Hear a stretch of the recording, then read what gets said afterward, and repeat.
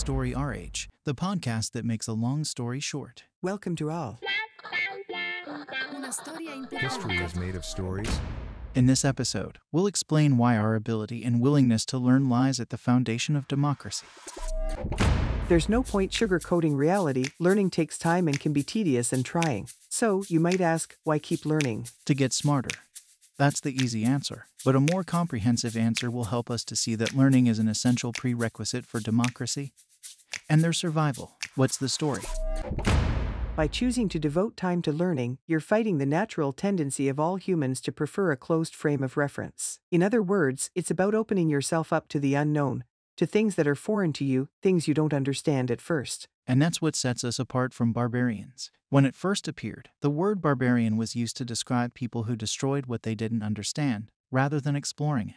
And learning is about going out of your way to experience other people and things. To avoid getting bogged down with a philosophy lesson, let's just say that learning is about trying to understand things and people that are different, which may come from a place we know little about. But watch out, it's not about trying to capture or possess the other. To understand them, you have to be sincerely and unselfishly interested in them. This effort of opening up to others is the basis for all human society. Because a society isn't a bunch of identical individuals, it's a whole made up of unique people. So we have to learn to avoid walling ourselves off from other people, exacerbating our differences and undermining social cohesion. And the thing that brings us together as human beings is our ability to think. And if we want to keep thinking, it's in our best interest to keep learning.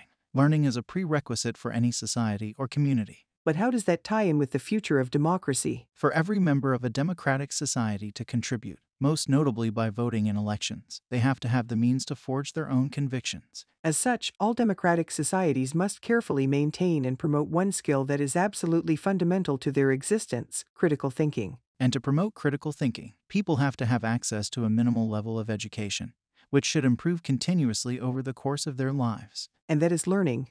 A group in which none of the members makes an effort to learn is doomed to constantly repeat its mistakes. While collective intelligence is important, we must not lose sight of the fact that in a democratic society, each individual is responsible for everything. Belonging to a group and benefiting from its assets requires individuals to accept their share of responsibility as well. So everyone has to make an effort to progress individually, of course, but also as a group. Learning is about becoming a better human being, learning from our mistakes as we aim to build a better world. Like Leonardo da Vinci, who saw paintings as an open window, let's view learning as an opening that frees us by renewing and enriching our world. Like with farming, you reap what you sow. To recap, learning is a precondition for the survival of democracy. First, because it leads us to open up to the other and live harmoniously in a group. Second, because without a minimal level of education and the ability to think critically, citizens cannot properly exercise their right to vote. Is that right? Exactly right. Way to make a long story short.